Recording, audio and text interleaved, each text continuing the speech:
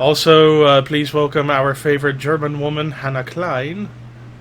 Hello.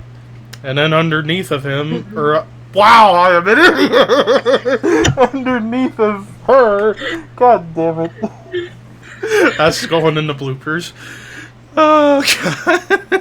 What have I done? I don't care. People mistake me for a guy all of the time. I think I was maybe thinking underneath Artur. I was about to say myself. Once a couple of women wanted to throw me out of the women's bathroom, and I was like, I've got boobs. What have I done?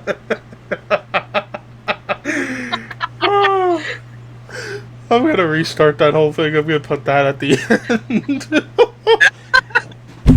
Yeah. Son of a bitch, what was I doing? My brain! Sorry, metal gods.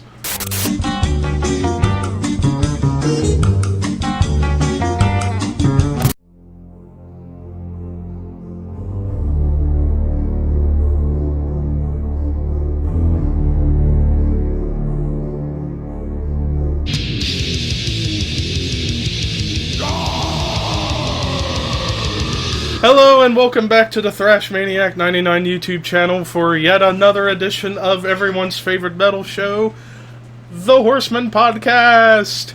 Yay! Yay! And today's episode is going to be basically Artur's final resting place because we are doing perhaps his hardest category ever, top 10 Iron Maiden songs.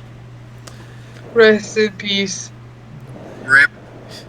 And without further ado, to introduce everyone, of course, yours truly, Levi. If you don't know me by now, how the hell are you here? Joining me, of course, are the typical members of the crew, minus Raphael Fireblade. He could not make it today. But he's here in spirit. But please welcome our favorite German woman, Hannah Klein. Hello.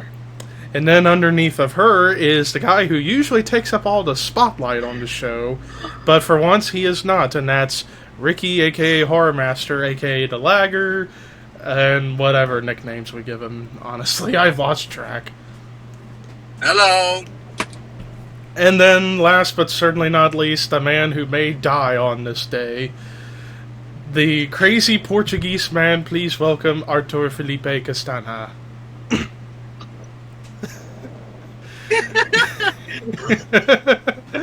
Yeah, he's almost dead. I'm feeling delightful and I'm completely broken because I was doing an Iron Maiden instead.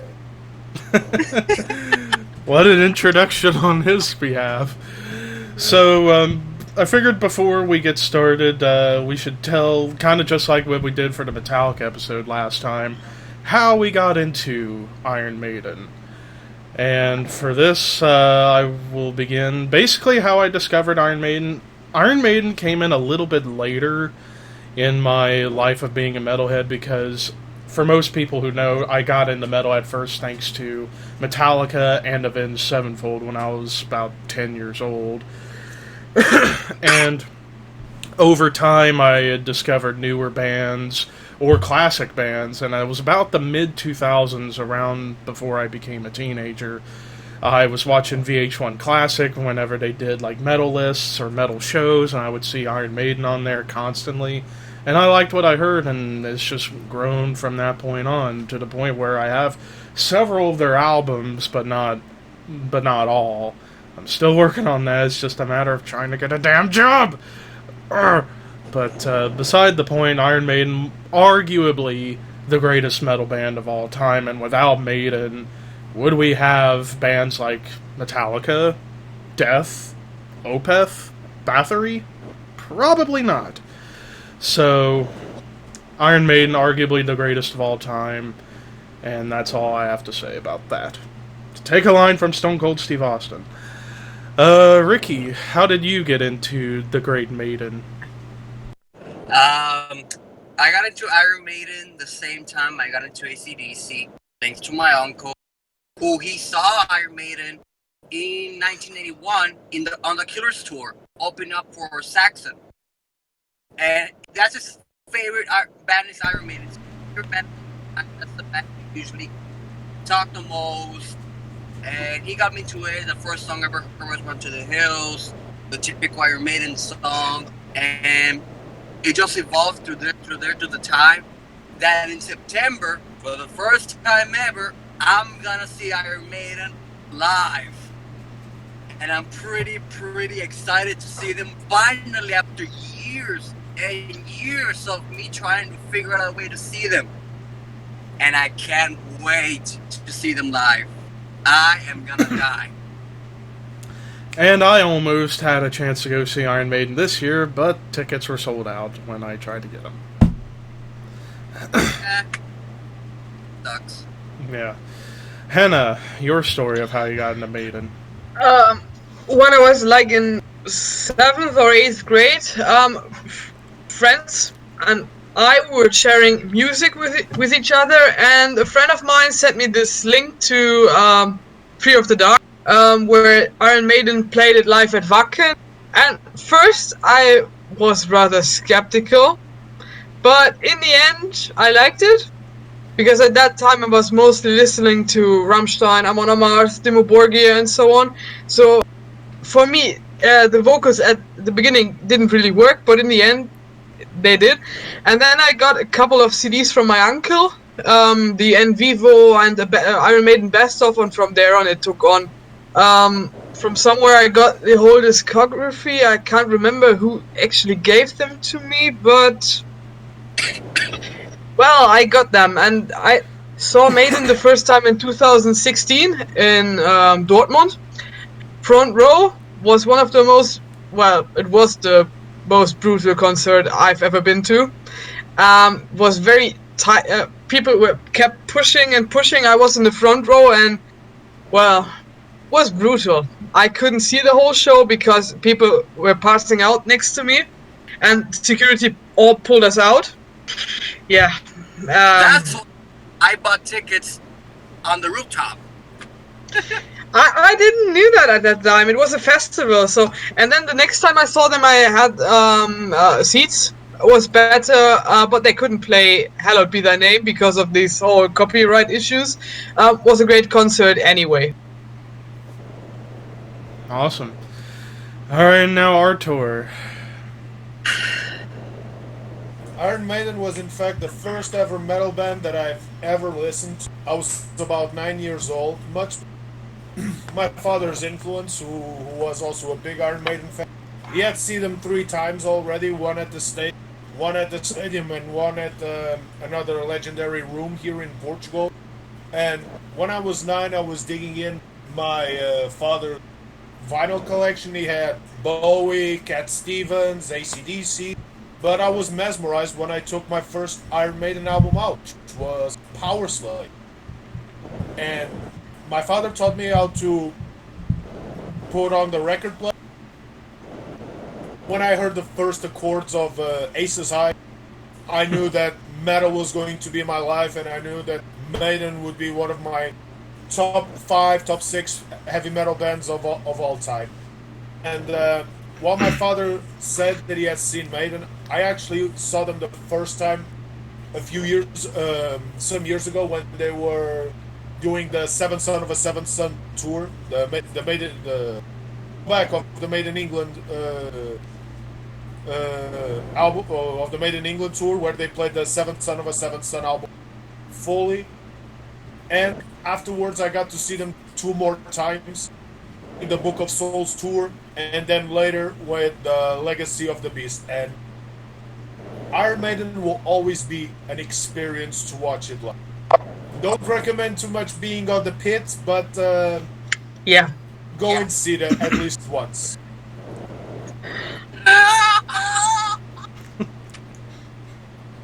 I'm sorry. I had to do that. I'm just excited. Well, without further ado, now that we got our stories out of the way, it's time for the list itself. But first, honorable mentions. I got 5 honorable mentions, and some of these might be surprises that they're not in my actual list, for reasons we'll get into as I go along. So I have 5 honorable mentions. First, I got Remember Tomorrow off of the first album.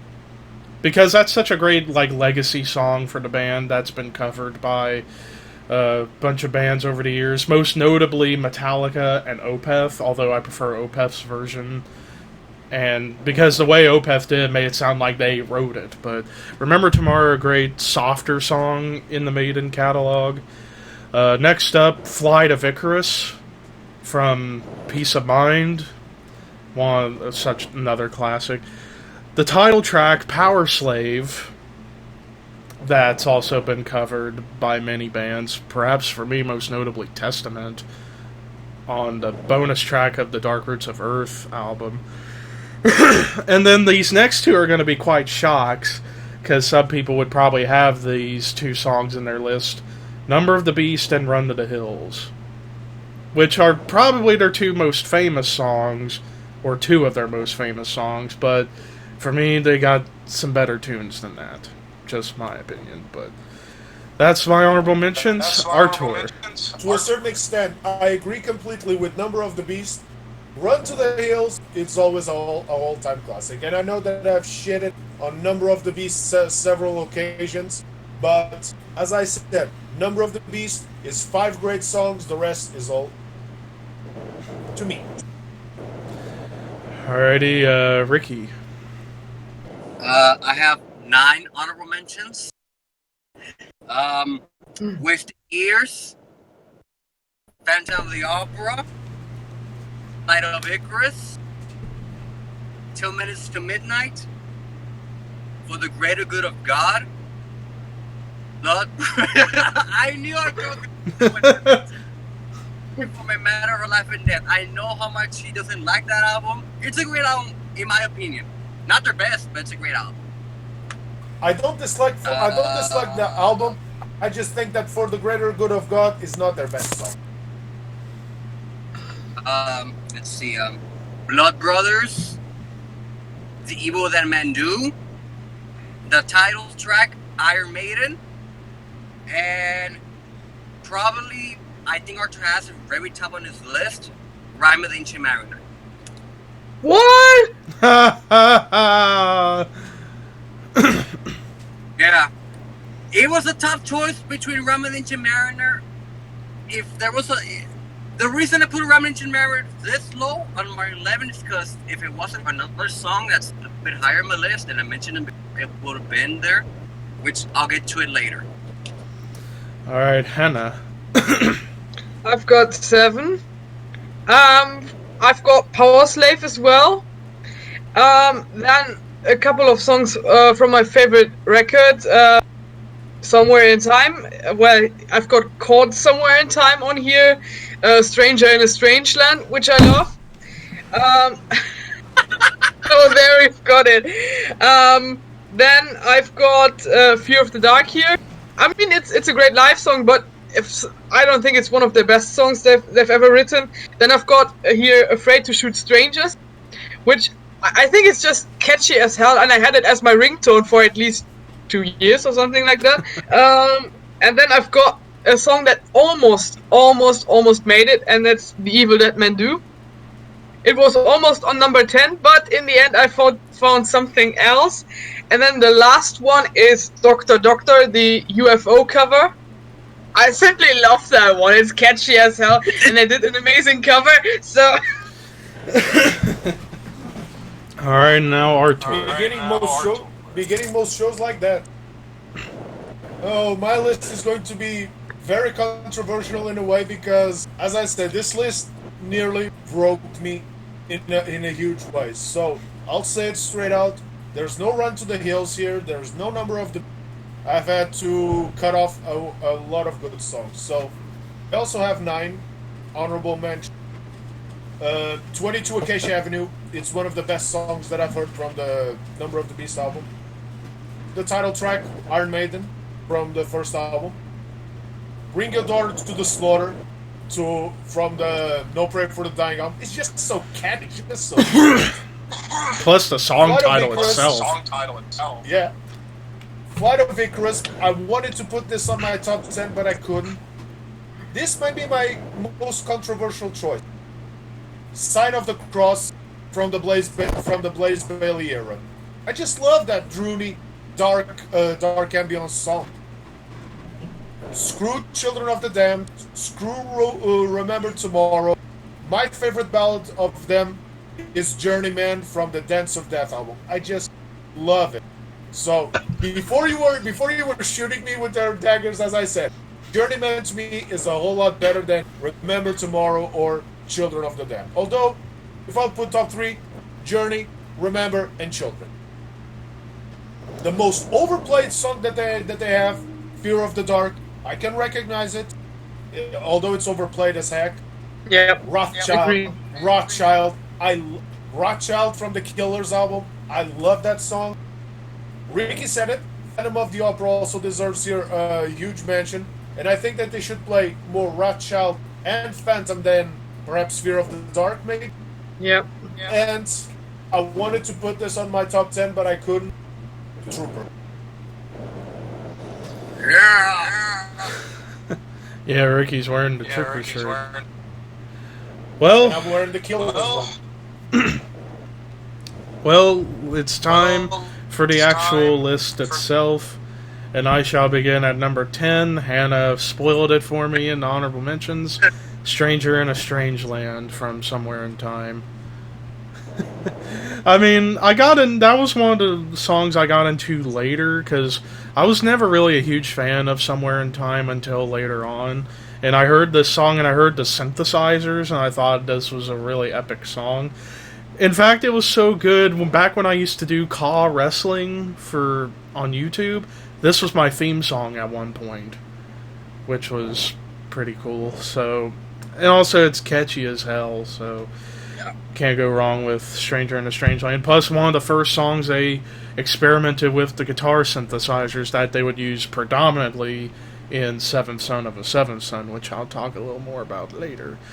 Hannah, you're number 9, or not 9, 10. I am jumping the gun. 10, I am jumping the gun. Well, like I said, I almost had The Evil That Men Do on my number 10, but I wanted to have something of the 2000s era Maiden on here as well, because I think sometimes their later records are a bit overlooked. But nothing from the Book of Souls is on here, because there is a record that I like more, and that is the Brave New World record. I've got on my number 10 Dream of Mirrors and Brave New World. I wasn't really sure. I also like The Ghost of the Navigator, also a great song, but I like those two more. In my opinion, this one is the strongest Maiden record they've released so far in their kind of later career. I love the live versions they played for the In Vivo tour. I mean, I'm wearing a shirt, so well, and I really like this record. And in my opinion, those are the two strongest records, strongest songs of this record. So horns up for Brave New World. Ricky. My number 10, we're going all the way back to the first Iron Maiden album. Oh. Yeah. Hello. Hello. Yeah. We can hear you.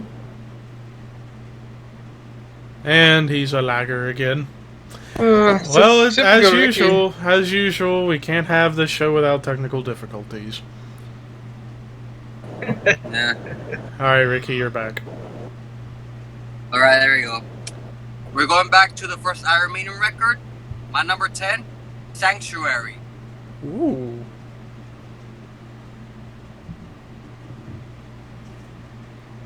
Interesting choice. Love that song, especially in my opinion. I think it's the best, next to the opera, Paul Di'Anno's best work of the first album. And I just love the siren. I don't know, like, especially the guitar riff from Dave Murray coming as a guitar player. It's a catchy guitar riff. Da, da, da, da, da, da, da. It makes me want to dance. Da, da, da, da, da, da, da, da, da, da, da. And And I guess a bit of a punk, since we all know Steve Harris says that punk didn't influence Iron Maiden, the first record, when clearly it did. Yeah. I mean, sure, I am saying a blasphemous thing there, but it's a great song. Number 10, Sanctuary. Artur. Oh boy. My number 10 is from another album that I love, which is that had been spoiled a bit, Somewhere in Time. And I really wanted to put here Caught Somewhere in Time. I really wanted to put here not the Evil Dead Men 2, Sea of Madness, Deja Vu, and such, but how can I forget about Alexander the Great? I Probably their most epic song of all time. I mean, dedicated to one of the greatest generals that ever lived. And why didn't this song stay on the Colin Farrell and Angelina Jolie movie? It's still a heresy. But then again, so was Frank Herbert's attempts to stop Iron Maiden to Tame a Land for the Dune movies. But Alexander the Great is just that epic, it's just that grandiose, and we would still pay a lot of money just to see them play this very same song live. So, my number 10, Alexander the Great. It's on my list. It's on my list too. Not for me. So I'm... Screw you! Oh god. Here we go again. I might as well hide in the shadows. Anyways, moving on to number 9, and since Hannah has a big mouth today, why don't we let her start?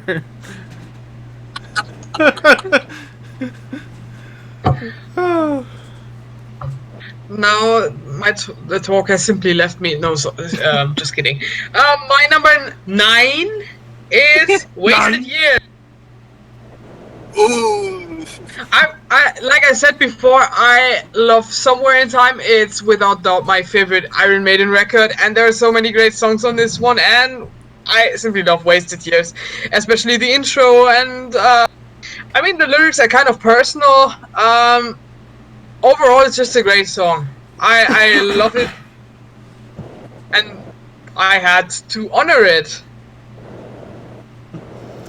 Alright, my number 9 is, of course... 9? 9! Yeah, it's a tradition I do, that for number 9.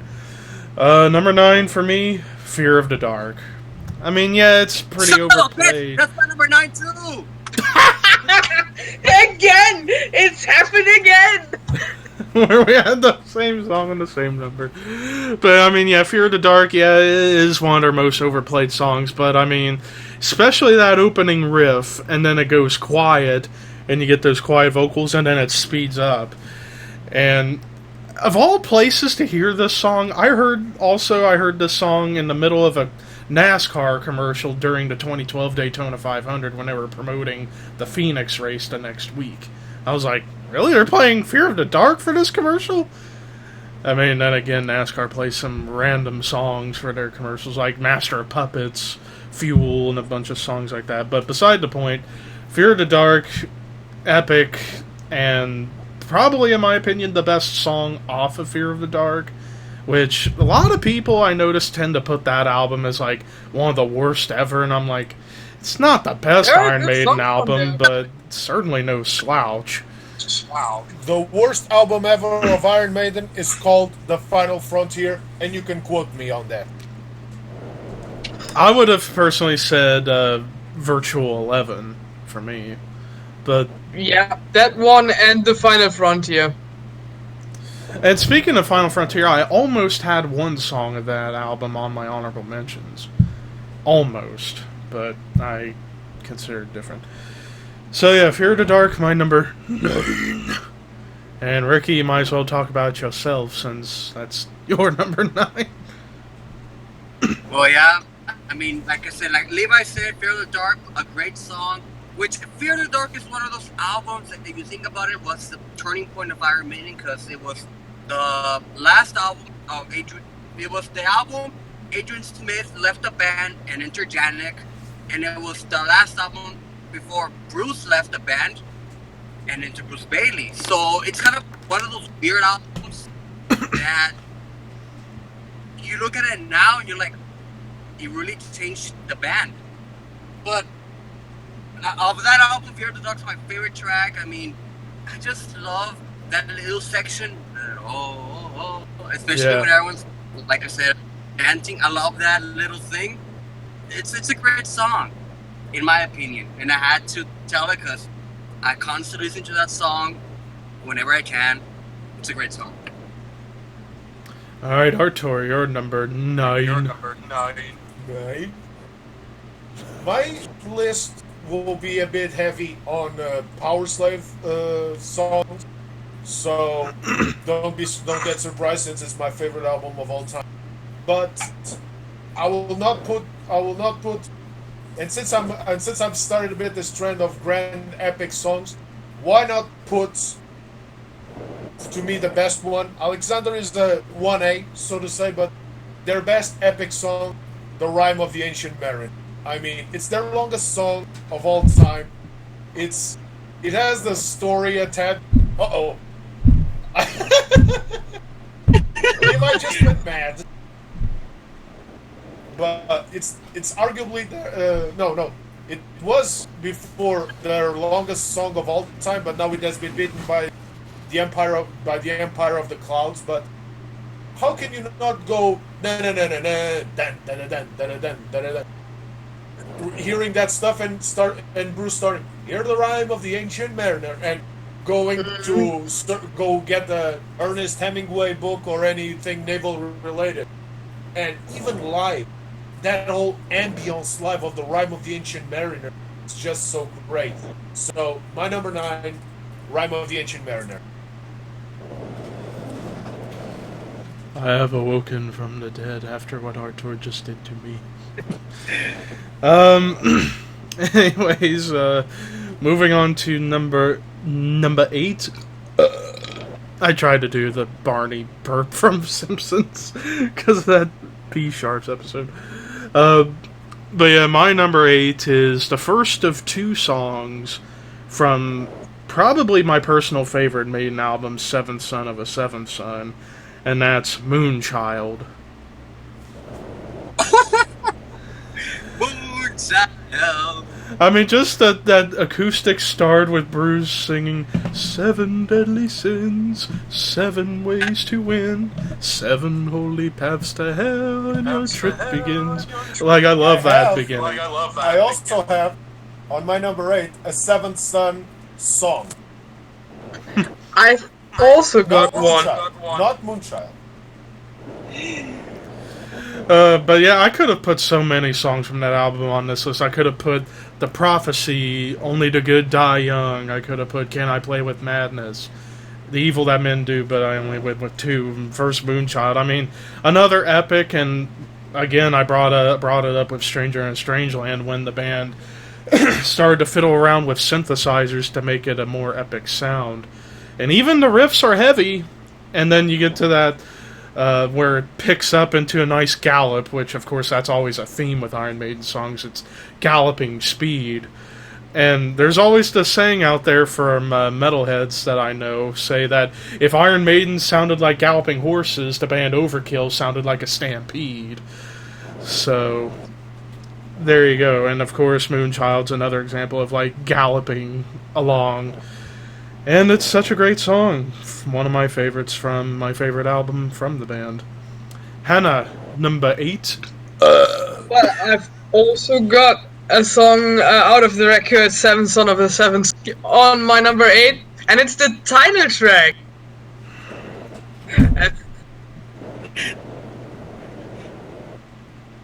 Wow, I've got Seventh Son of the Seventh Son on here. Not the title track. You've got that as well? It's my number 8 too. I'll go ahead and say it's my number 6. We are lucky today because It's out of this record, it's my favorite. It's of course the longest of this record, and it's, in my opinion, the most epic. I love the lyrics, the song itself.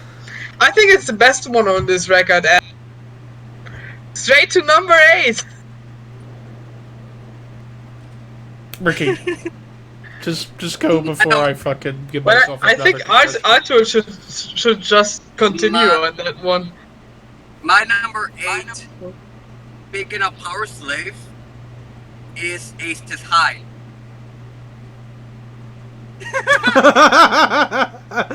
In my opinion, the best song from that record and the best.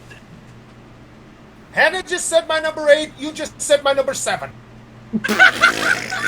You said my number 6. And Levi's number. Yeah, but Yeah. Yeah. And I love it when it starts the back on the siren and falls on the airway. I play that song whenever I work out. Ooh, it pumps me up so hard, like, It makes me want to get into an airplane and go fight some Nazis. It's a great song!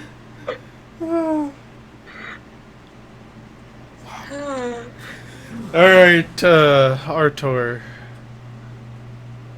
oh boy, it's seventh son of a seventh son, just as Hannah said.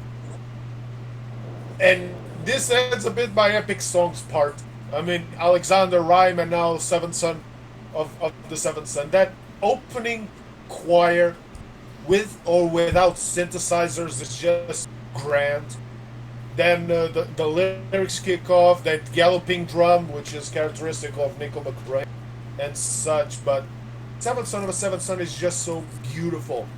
Especially when I went to see Made in England for the first time and they played the Seventh Son song in its entirety. I mean, the ambience was just so great. It was spectacular. It really felt like something straight out of the Phantom of the Opera. So, despite what many people say about Seventh Son of a Seventh Son being among the worst albums of Iron Maiden's career, which I don't think they are worst albums, and we just mentioned 2 of them, Final Frontier and Virtua 11. Although out of the Virtua 11, there's one saving grace, Cleanse. Cleansman is just a beautiful song. So, my number 8, Seventh Son of a Seventh. Alright, number 7. Oh. Artur, you might as well start it off. You just hear the siren, you hear Churchill's, and then you start to hear Run, Live to Fly. Aces freaking high. The first song I have ever heard from Iron Maiden. Even live, especially when I saw them recently with Legacy of the Beast, bringing out this huge inflated Spitfire, trying to fly it as such. It was spectacular. But even the song itself, talking about World War II, and even Bruce, when he sings, since he had history behind it, since his family was part of Second World War, gave it that just much, that it factor that made it a whole lot better. That riff, I mean, na na na na na. I don't know how to do it, but still, that you hear that riff, you just go like that. So my number 7, Aces High.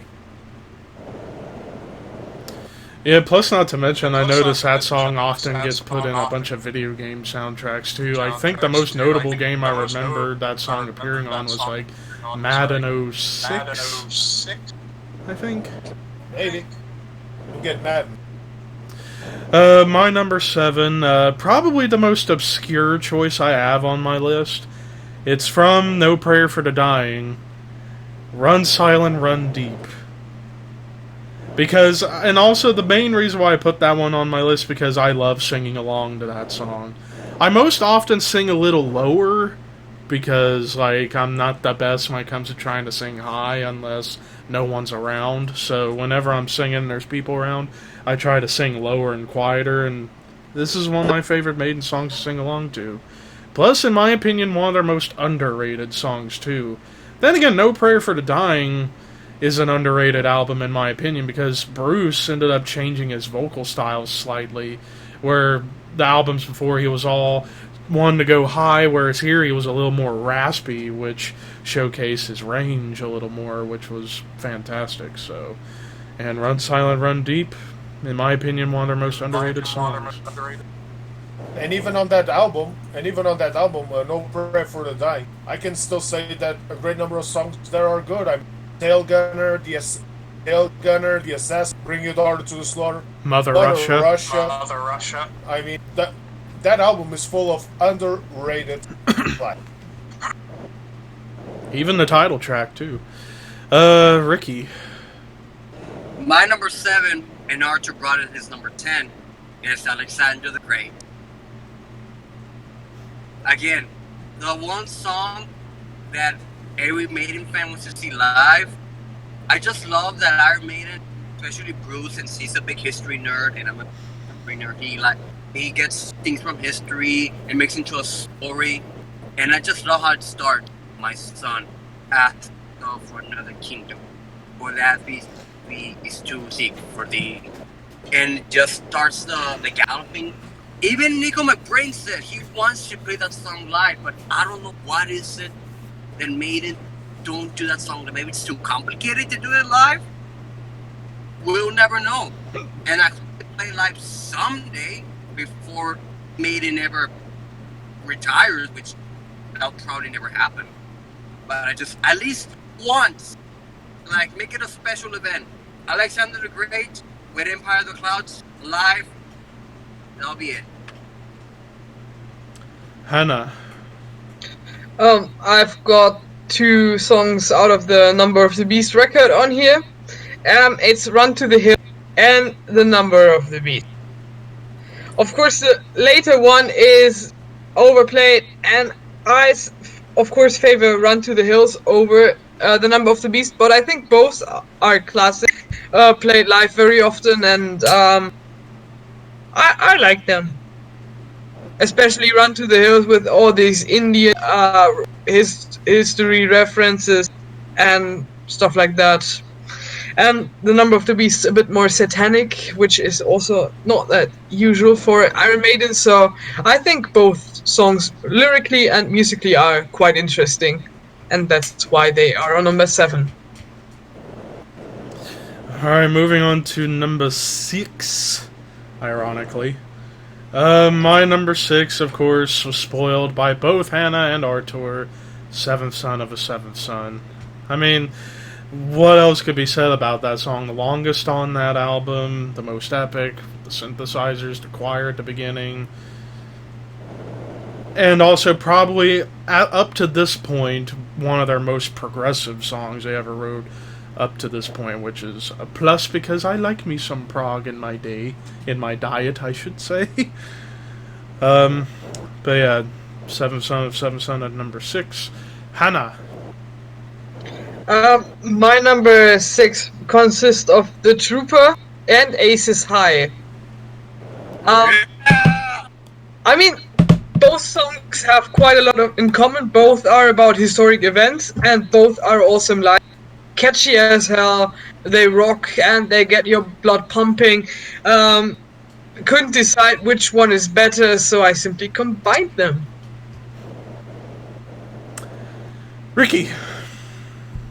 My number 6 is the first of 4 songs for the Number of the Beast record. And my number 6, ironically, is The Number of the Beast. Again, I just love that song. Overplayed? Yeah. Overrated? Maybe. But it's still a catchy song, and I was reading Bruce's biography, and I just love it when he tells the story of how many times he had to do the intro, how the producer told him, do it again, until at the last take of Wake Up, he yelled so much out of anger, desperation. And funny enough, the music video for The Number of the Beast was shot an hour before they were gonna play a show.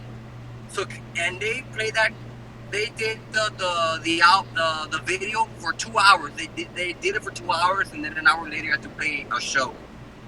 That's how much dedication Maiden is to the fans. They will do anything for the fans, no matter how tired they are, no matter the circumstances. They will go to the limit. And plus the number of the beast. I like it when Bruce says 666, the number of the beast, hell and fire. Soon will be released. Artur.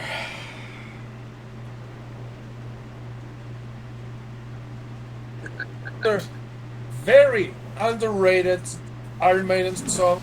I don't know if it's their only instrumental, but from the very first Iron Maiden album, Transylvania. I mean, the instrumental, that galloping intro, then you just hear na na na na na na na na. I don't know what's going on with Steve Harris, with Dave Murray, and with those guys to hate or to shit in the Paul Di'Anno eras, but that very first album already spawned some hell of a classics. I mean, the title track, Charlotte the Harlot, my number 6, Transylvania.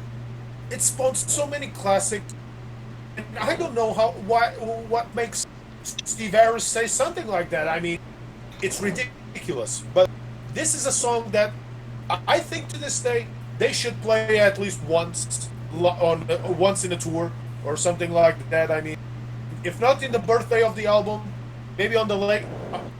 Here's the thing: I would have preferred them to play Transylvania in its entirety than for the greater good of God in the Legacy of the Beast album. But my number 6 from the first record, Transylvania. Alright, now we're into the bottom half of the list, the top 5. Wow, my voice really went straight to hell right there. My number 5 is the first of 2 songs from Peace of Mind in the actual list, Where Eagles Dare. Oh, I forgot to put that song there. Of course, me being a learning drummer, I love this song for the drumming, especially that intro, one of the greatest drum intros of all time. Nico McBrain, one of the greatest of all time. And that's really all I'll go double down with one of the greatest drum intros of all time, and by Clive Burr. Yeah. So yeah, my number 5 is Where Eagles Dare. Artur, your number 5. We can't hear you. I'm wearing my number 5 all day long. It's Killers, baby. I mean, you were saying about one of the greatest drum intros of all time in Where Eagles Dare. No question about it. But Clive Burr ups you one in the Killers. I mean, you just hear the drums. On that. Then you hear Paul Di'Anno with his famous shriek. Ow. And then you start to hear everything. I mean, Nico McBrain is a hell of a drummer. I don't question, but I will always prefer Clive Burr to Nico McBrain to a certain extent. But Killers, to me, another underrated album in the Iron Maiden catalog. Also with tons of classics like the aforementioned Rat Child, Mothers in the Rhubarb, Prodigal Son, Twilight Zone 2, and my number 5, Killers. I mean, I just love listening to Killers from every now and then. Even when I had the video game that they made, Ed Hunter, the double album with the video game, Ed Hunter, they had Phantom of the Opera, but I changed it to Killers, and it always sounded a bit better. So, Killer, the High, my number 5. Ricky. My number 5 is the second of 4 songs from The Number of the Beast, and that is Run to the Hill. First song, Iron Maiden song I learned on guitar. very easy song to learn, especially when the pop music starts. It sounds like you're going to the horses, since the song talks about, Native Americans and, and all that. The horses running. It's a great song to see live. I hope they play live when I go see them. I think they will play They live. surely will. They usually do. And the first Maiden song I listened to, the first music video from Iron Maiden I saw, it just made me the Maiden fan I am today. Hannah. Well, my number 5 has been spoiled, I think, by everyone, and it's the only song with Blaze Bayley on vocals I have on my list. It's The Sign of the Cross. I love how this song progresses, how kind of doomy it is at times, and yet melodic and catchy. I love his vocals on this track. I'm not a big fan of Blaze Bayley, but I like him on this track. I'm not a big fan of both albums Maiden released with him on vocals, but this song, in my opinion, is the sole exception because it's epic and it's very well done. It's of course also very long, but the length doesn't hurt the song. The opposite is true, actually. It helps the song. There's room for developments. The song develops. It's not boring. It's very interesting and catchy, and one of the better lengthy Iron Maiden songs. For example, I think The Emperor of Clouds, I can't really get into that. Some Maiden songs are too long for me, but this one is great. Alright, now we move into the top 4. Hannah, you begin at number 4. My number 5 has been very long. My number 4 is very short. It's Wrathchild. It's my favorite Paul Di'Anno song. It gets my blood pumping like nothing else. Despite being shorter than 3 minutes, it's an amazing song. It's so dynamic. There's so much movement in this song, and it's just awesome. And I love Paul Di'Anno on vocals here. I think it's one of his finest vocal performances. It's just so catchy. I love it, and the fact that they're still playing it with Bruce on vocals shows how great this song actually is. You don't They're need not playing anymore. not anymore, but they used to. They Last time I heard that they played was during the Rock in Rio tour. They haven't played Wrathchild long. They haven't played. but they used to play it. It's not like with most of the Paul Di'Anno era songs that they stop playing it. They still playing it, or at least to a certain point in time. They've stopped playing Iron Maiden. They stopped playing Killers. They stopped playing Wrathchild. They And it's stopped a playing shame. Remember Tomorrow. They stopped playing most of the Paul Di'Anno era songs. And it's a shame. Right now, it is because Paul Di'Anno is part of the era. But now they play mostly just a Bruce Dickinson era song. And on one occasion or the other, when I saw The Legacy of the Beast, they still played Sign of the Cross and they played The Clan. So they still give a little bit of a nod to Blaze Bayley, not that much to Paul Di'Anno, which is shame. Yep, I agree on that. Alright, my number 4 is the second song. Are you serious? Am I seriously getting a phone call in the middle of recording? Hold on.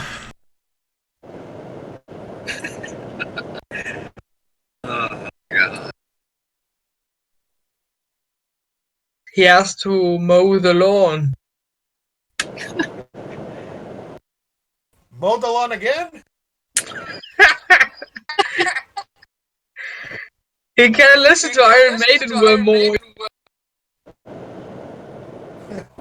Probably. Yeah, then in a way, while he's on the phone, I can.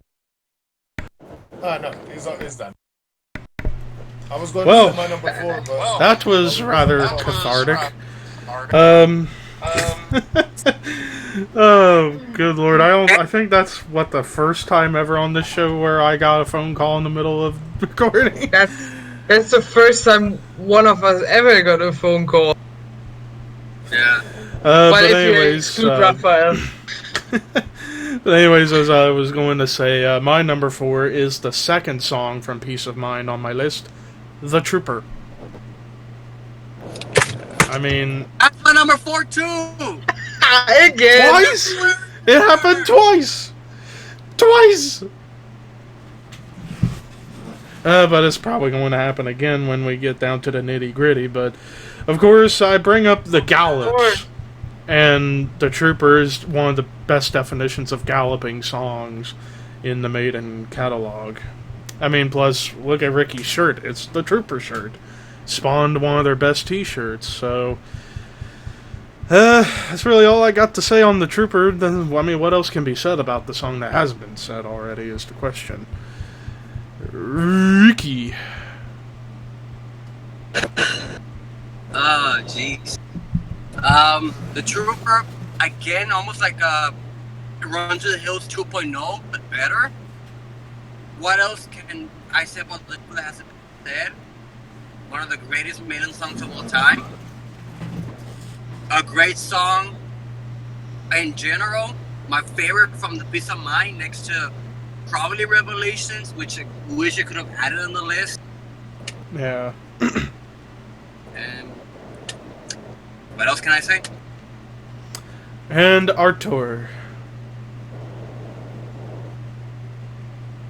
I think that had also spoiled a little bit one of my number 4, which is the first song of the Somewhere in Time album, called Somewhere in Time.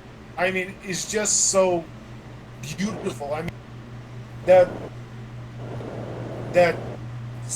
guitar part just so calm, and then out of the sun you just start to gallop with "Caught Somewhere in Time," and even that whole song, that whole riff, and god damn, another great solo by the duo by the Adrian Smith and Dave Murray duo. That is a great start to possibly another classic album in the Iron Maiden set, "Caught Somewhere in Time." So my number 4, Iron Maiden's "Caught Somewhere in." Alright, and now it's time for the top 3. And I shall let Artur start this one. This, in a way, came about more as a personal choice and a choice of my country. But I do have to get a nod to Brave New World. It's one of my, it's, as it was said, it's one of the best modern day Iron Maiden albums, and this was mostly because not only the song is beautiful by itself, but because I see a lot of similarities between that and the history of my country, the Ghost of the Navigator. I mean, it's just so brooding, so beautiful, so epic in terms of the story that it says, and even when he says, "I have sailed to many lands, now I make my final journey," I remember one of the greatest discoveries that we had here in our country, the discovery of the sea route to India in the 15th century. And I can see Vasco da Gama in a way saying, "I have sailed," writing in the log, "I have sailed to many lands, now I make my final journey." I won't say west is where I go, he went east, but that's just it. I mean, it's part of our history, all the great navigators, all the discoveries part, and that's why it might be a bit controversial. I know, since I never put here Run to the Hills, nor Number of the Beast, nor anything of the sort, but this came more personal, not so much personal history, but my country's history and the music itself. The Ghost of the Navigators, Awesome song. It is. Ricky. My number 3 is the newest song out of the entire list that I have. My favorite song from the soul, and I talked about this in probably at the episode 3 when we did the longest songs. That is Empire of the Cloud. In my mind, next to Ram the Ancient Mariner, it is the longest song they ever created. Talks about the R101, which, if you hear Bruce's talks about being bigger than the Titanic, which that in and itself caught me out of shock because I didn't know at the time there was something bigger than the Titanic. And it's kind of, people confuse that with the Hindenburg, which is not the Hindenburg. Hindenburg's a different story. Mm-hmm. It's similar to Hindenburg. And I just love the piano. I mean, if I wasn't a guitarist, piano would be my second choice as an instrument. And it has ups and downs. And it's just a great, beautiful song that it has. I played it constantly almost every night before I go to bed.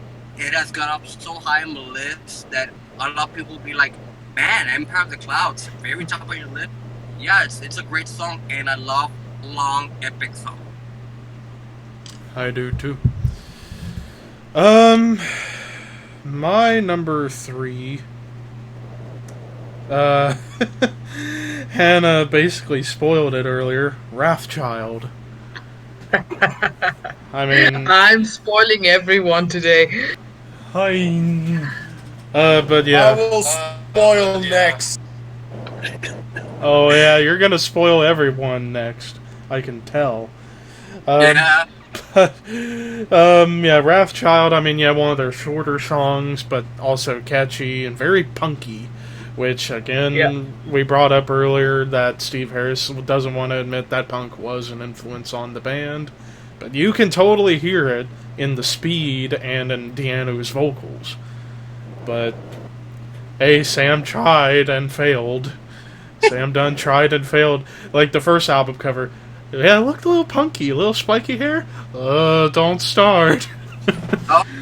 Oh, God. So, Wrathchild, number 3, and also my favorite song from Killers, which is one of the albums I do have in my collection that I would get out, but I'm too lazy to get my fat ass out of this chair.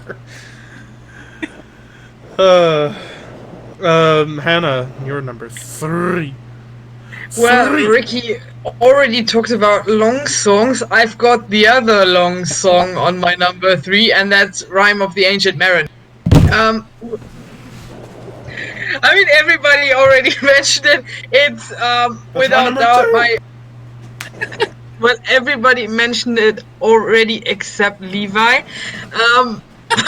It's without doubt my favorite song out of Power Slave. Without Somewhere in Time and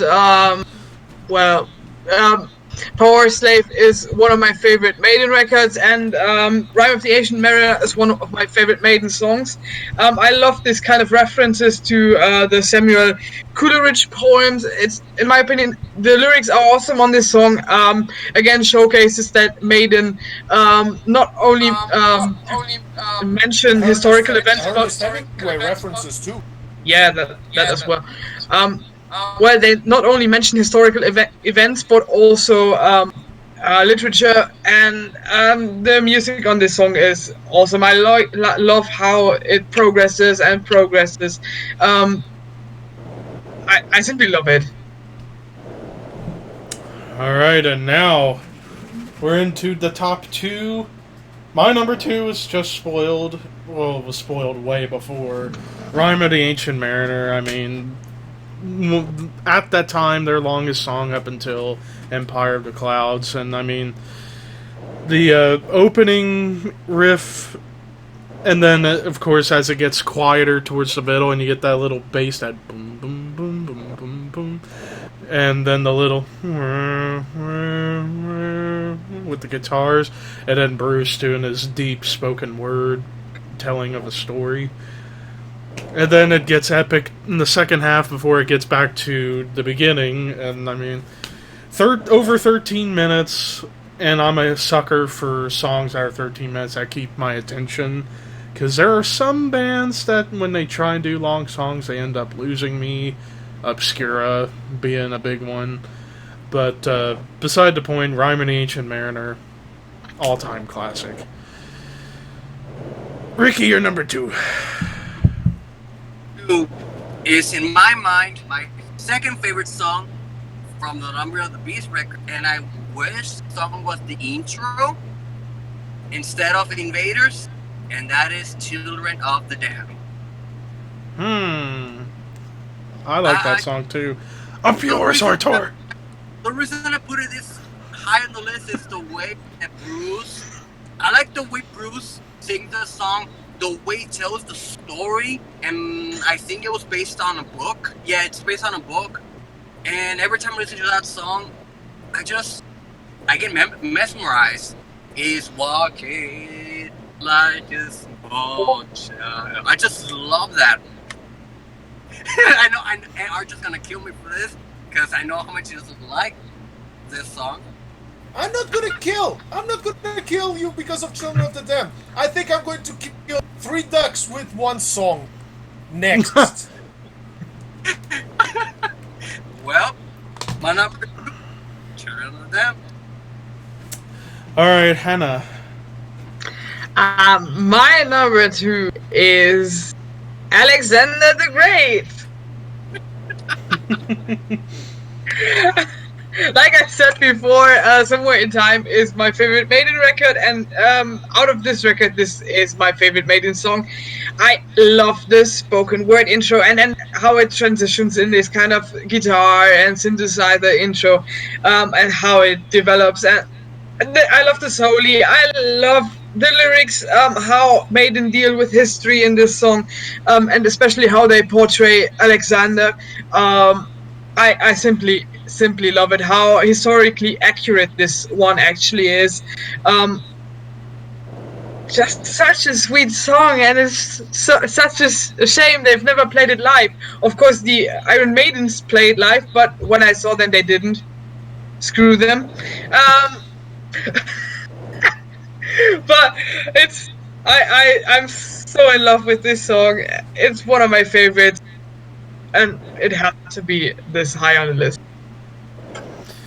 Well, might as well let Artur spill the beans on our number 1 with his number 2. Yeah. As I said, I think I'm going to kill 3 ducks with one stone. And I don't know why it took so long to bring this song, but if I ever need to bring to the gallows, I know 2 songs that I would play in my funeral. Primordial Gallows Hymn and Iron Maiden's Hallowed Be Thy Name. I mean, hallowed be... Like I said, 1, 2, and 3. 3 ducks with one stone. I mean...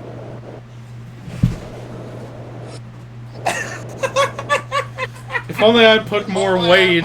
If I put more weight in my backwards, I would have fallen backwards off my chair.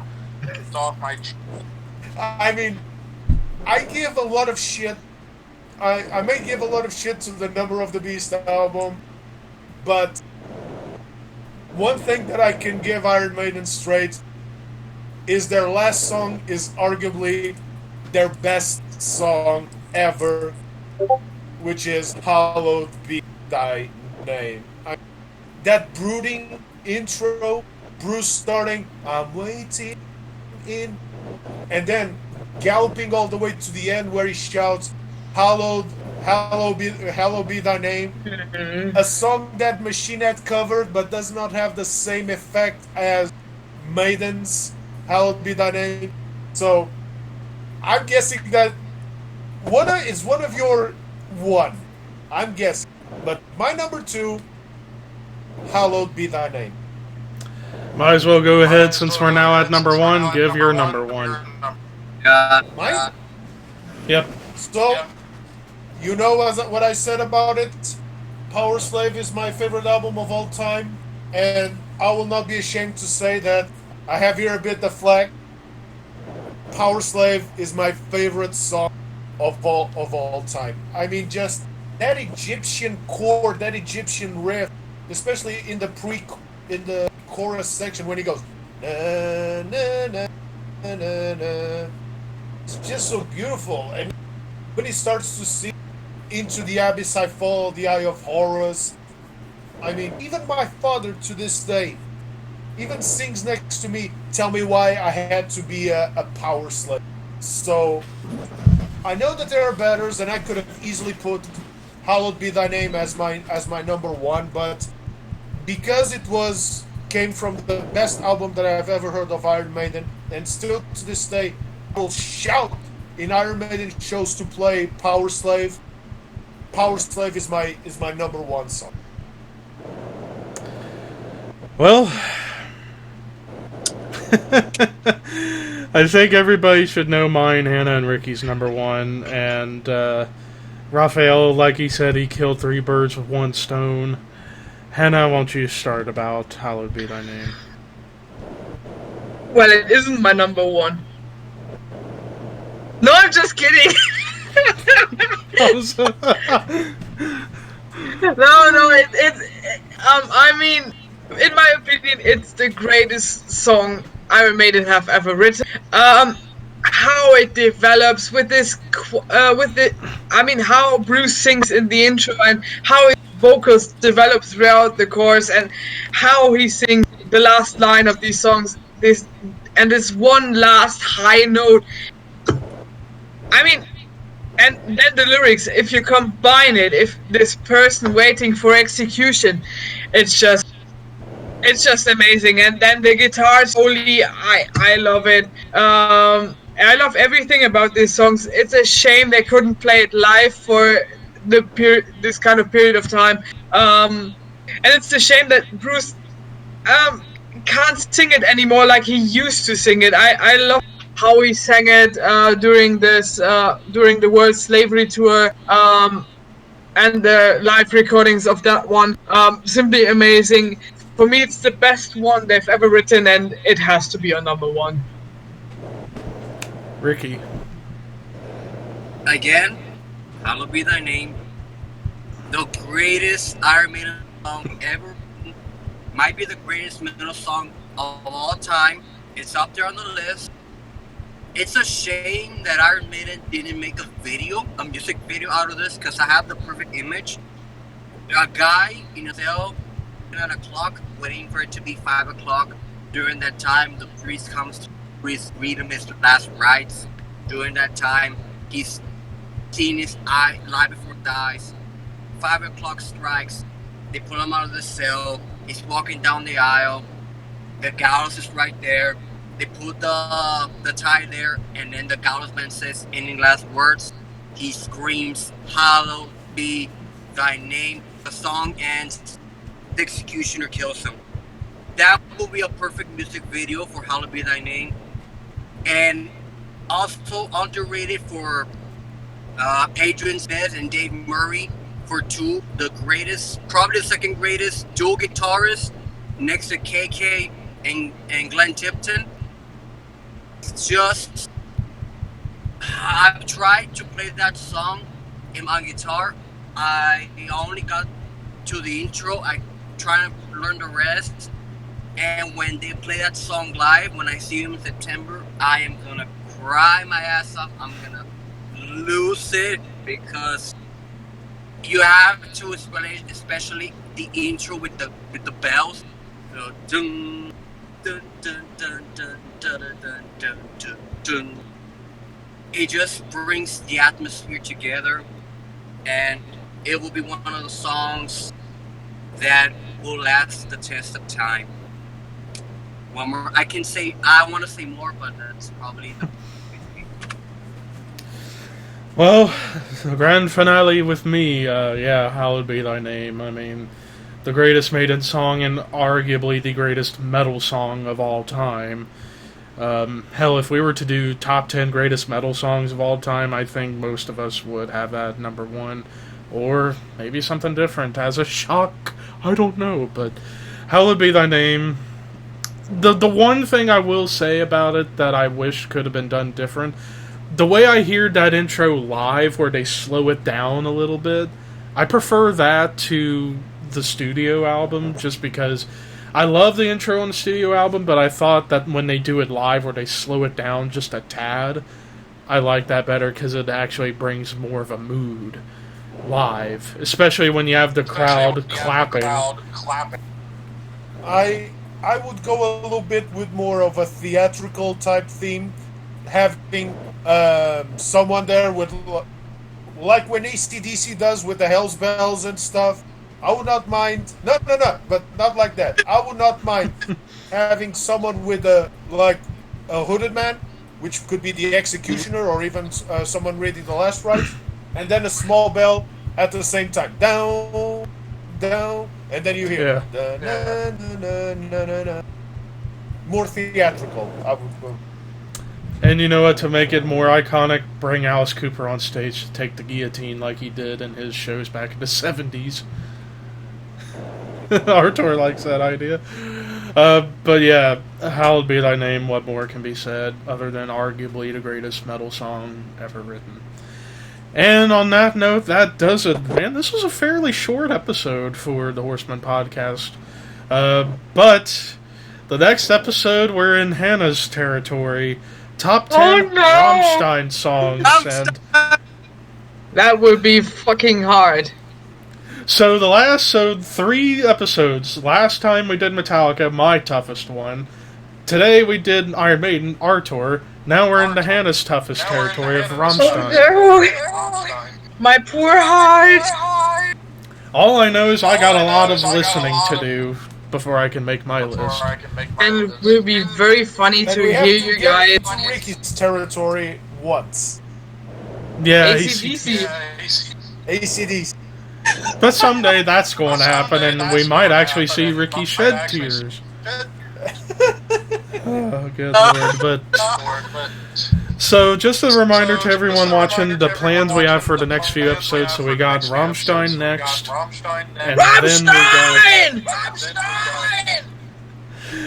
then we got top 10 love songs in metal.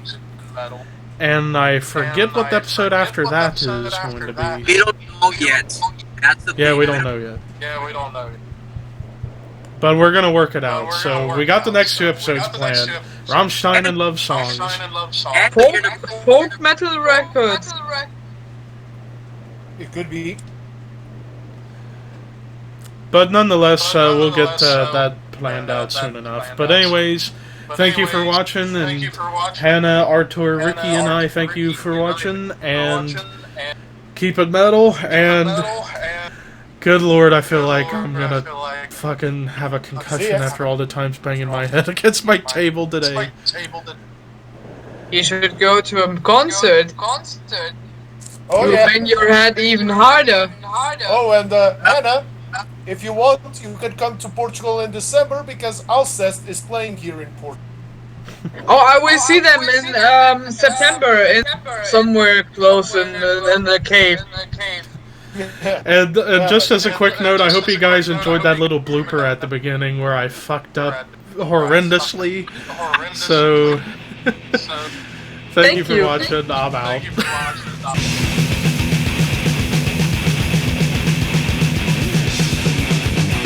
Oh, God, I could really use some good quality entertainment, but all I got's $40.